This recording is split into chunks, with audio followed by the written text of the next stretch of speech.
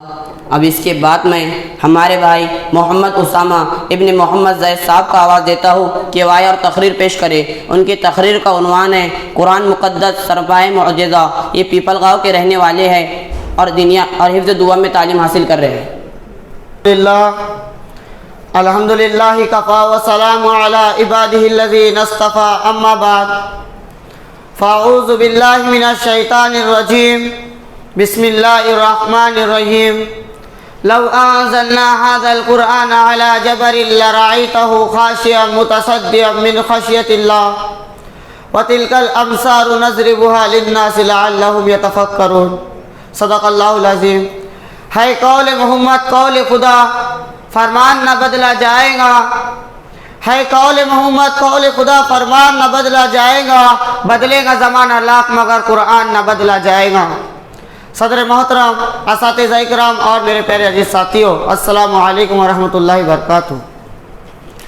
आज की इस बावकार अंजुमन में मेरी तकरीर का उन्वान है कुरान मुक़द्दस सरापाए मौजिज़ा। मैंने अभी जो आयत कलमा तिलावत करा है जिसमें अल्लाह तबारक व तआला ने इरशाद फरमाया, अगर हम इस कुरान को किसी पहाड़ी पर नाजिल करते तो तुम देखते हो पहाड़ अपनी सख्ती और सलामती के बावजूद उस कुरान की अजमत के आगे झुक जाता, यानी अल्लाह के खौफ से रेजा रेजा हो जाता। ये मिसाल हम लोगों के लिए बयान करते ताकि हम गौर व फिक्र करें। हज़रत गिरामी, अल्लाह ताला ने इंसान की हिदायत और रहनुमाई के लिए कम व बेश 1,24,000 अम्बिया अलैहिस्सलाम को इस कायनात में भेजा और हज़रत अम्बिया अलैहिस्सलाम को अल्लाह ताला ने ऐसी ऐसी निशानी अता फरमाई कि इंसान उन निशानियों को देखकर अच्छी तरह समझ ले कि अल्लाह की तरफ से भेजा हुआ इंसान है। इन्हीं निशानियों को मौजिज़ात कहते हैं। जैसा कि हज़रत आदम अलैहिस्सलाम को इल्मुल अस्मा और इल्मुल अशिया दिया गया, यानी चीज़ों के नाम और उनकी सिफात व खुसूसियात का इल्म दिया गया कि जहर का इस्तेमाल नुकसानदा है और फला चीज़ के इस्तेमाल से फला बीमारी दूर हो जाती है। जैसा कि हज़रत मूसा अलैहिस्सलाम के ज़माने में जादू टोनी ज़रूरत पर थी तो माहौल के मुताबिक अल्लाह ताला ने हज़रत मूसा अलैहिस्सलाम को ऐसा मौजूदा अता फरमाया गया फ़अल्क़हा फ़इज़ा हिय तुल्तसा, जो ही अपनी लाठी ज़मीन पर डाली वो अज़दा बन गई। इसी तरह हज़रत सुलेमान अलैहिस्सलाम के ज़माने में बादशाह का चर्चा था, बादशाह और सरबराहों की इज्जत हुआ करती थी। तो अल्लाह ताला ने हज़रत सुलेमान अलैहिस्सलाम को ऐसी बादशाहत अता फरमाई कि रूए ज़मीन पर किसी को ऐसी बादशाहत ना मिली। इसी तरह हज़रत यूसुफ अलैहिस्सलाम के ज़माने में हुस्न जमाल का चर्चा था। जो सबसे ज़्यादा हुस्न खूबसूरत होता उसको मोहतरम समझते, तो अल्लाह ताला ने हज़रत यूसुफ अलैहिस्सलाम को वो हुस्न जमाल अता फरमाया। अल्लाह के रसूल सल्लल्लाहु अलैहि वसल्लम ने इरशाद फरमाया, जब अल्लाह ताला ने हुस्न जमाल को पैदा फरमाया तो आधा हुस्न जमाल हज़रत यूसुफ अलैहिस्सलाम को अता किया और आधा पूरी दुनिया में तकसीम किया। इसी तरह हज़रत ईसा अलैहिस्सलाम के ज़माने में इल्म तीब और इल्म डॉक्टरी का चर्चा था, जोर था। तो माहौल के मुताबिक अल्लाह ताला ने हज़रत ईसा अलैहिस्सलाम को वो मौजज़ा अता फरमाया कि अक्ल इंसानी दंग रह गई। अंधे के बेनूर आंखों पर हाथ फेरते तो बेनूर आंखों पर नूर आ जाता। कोड़ा और बस की बीमारी पर फूंक मारते बिइज़्निल्लाह वो शिफायाब हो जाते। इन्हीं निशानियों और मौजज़ात को देखकर हज़रत अंबिया अलैहिस्सलाम पहचाने जाते थे।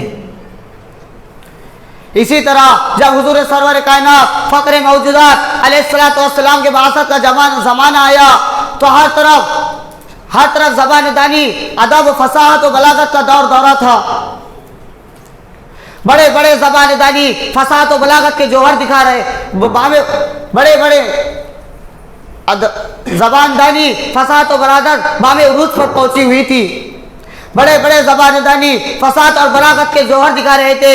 ऐसे वक्त और ऐसे माहौल में आप सल्लल्लाहु अलैहि वसल्लम को कुरान करीम जैसा अज़ीमुश्शान मौजज़ा अता किया गया।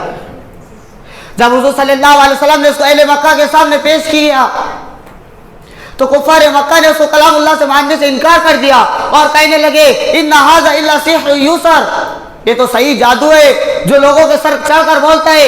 इन्ना हाज़ा इल्ला क़ौलुल बशर, ये अल्लाह का कलाम नहीं बल्कि तो इंसान का कलाम है। और कहने लगे लौ नशाउ लकुन्ना मिस्ला हाज़ा, अगर हम चाहते तो इस जैसा कुरान पेश कर दिखा देते।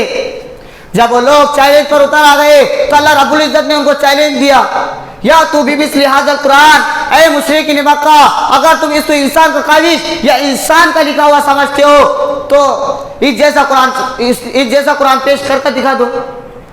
जब वो लोग चैलेंज को पूरा ना कर सके तो अल्लाह रब्बुल इज़्ज़त इससे भी नीचे उतर कर फरमाते हैं, अगर तुम पूरा कुरान नहीं ला सकते फातू बियाशी सूर मिसली, तो इस जैसी 10 सूरतें लाकर दिखा दो अगर तुम सच्चे हो।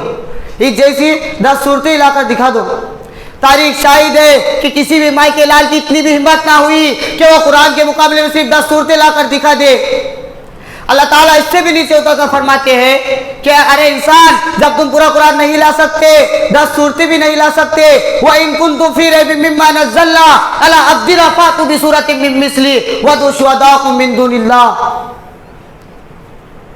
अगर तुम इस कुरान में शक करते हो जो हमने हमारे बंदे हज़रत मोहम्मद मुस्तफ़ा सल्लल्लाहु अलैहि वसल्लम पर उतारा, तो इस जैसी सिर्फ एक सूरत ले आओ। अगर तुम खुद तना नहीं ला सकते, वदउ शुहदाकुम मिन दुनिल्लाह, वो तुम्हारे माबूद जिसको तुम हाजत रवा मुश्किल कुशा समझते हो, तो इनकी मदद से एक सूरत ले आओ। जब वो एक सूरत भी नहीं ला सके, कुरान करीम इससे भी कम पर दावत देता है। अरे इंसान, जब तुम पूरा कुरान नहीं ला सकते, 10 सूरतें भी नहीं ला सकते, एक सूरत भी नहीं ला सकते, फल्यातु बिहदीस मिस्ली इन कुंतुम सादिकीन, कम से कम इस जैसे एक बात तो ले आओ अगर तुम सच्चे हो। तारीख शाहिद है, अदर है कि पूरा अरब कुरान के इस चैलेंज को पूरा ना कर सका, और कैसे कर सकता? खुद हक जल मर्जा इरशाद फरमाते हैं, कुल इन तमातिल जिन्नु वल इंसु अला अय्यातु बिमिस्ली हाज़ल कुरान ला यातु बिमिस्लिही वलौ काना बअज़ुहुम लिबाज़िन ज़हीरा। ला यातूना है कि ला यातूना? बाद ज़हीरा। ऐ नबी सल्लल्लाहु अलैहि वसल्लम, आप ऐलान कर दीजिए कि क़यामत तक के आने वाले इंसान और जिन्नात सब एक दूसरे की मदद से एक जैसा कुरान पेश करना चाहे तो एक जैसा कुरान पेश नहीं कर सकते। यह अजीब बात है कि कुफ़ार मक्का को इस बात पर पूरा यकीन था कि यह अल्लाह का कलाम है। हज़रत अब्दुल्लाह बिन मसूद फरमाते हैं कि हुज़ूर सल्लल्लाहु अलैहि वसल्लम का मामूल था कि आप रात में नमाजों में कुरान पाक पढ़ा करते थे। एक मरतबा अबू जहल, अखनीस बिन शरीक और अबू सुफियान तीनों रात के अंधेरे में घर से इस नियत से निकले, चलकर मोहम्मद बिन अब्दुल्लाह की ज़बान से कुरान सुनेंगे, रात भर अल्लाह का कुरान सुनते, अल्लाह का कलाम सुनते रहे। जब सुबह हुई तो तीनों आपस में टकरा गए। अबू जहल ने पूछा, अबू सुफियान कहाँ गए थे? अबू सुफियान ने कहा कुरान सुनने गया था। अखलीस बिन शरीफ से पूछा, उसने भी यही जवाब दिया। अबू सुफियान ने पूछा, अबू जहल तुम कहाँ गए थे? अबू जहल ने कहा मैं भी कुरान सुनने गया था। तीनों ने आपस में तय कर लिया, आइंदा हम कुरान सुनने नहीं जाएंगे। अगर लोगों को मालूम होगा कि हमारे सरदार भी कुरान सुनने जाते हैं तो मुसलमान हो जाएंगे। फिर तय कर लिया कि कुरान सुनने नहीं जाएंगे। जब रात हो गई, तीनों को रहा ना गया, तबीयत मचल गई, तीनों अल्लाह का कलाम सुनने पहुंच गए। जरा तसव्वुर कीजिए कि अल्लाह का कलाम और हुजूर सल्लल्लाहु अलैहि वसल्लम की ज़बान कैसी चाशनी और कैसी हलावत हुई। जब सुबह हुई तो तीनों टकरा गए। फिर तय कर लिया कि हम आइंदा कुरान सुनने नहीं जाएंगे। फिर तीसरी रात तबीयत तड़प गई, फिर अल्लाह का कलाम सुनने पहुंच गए।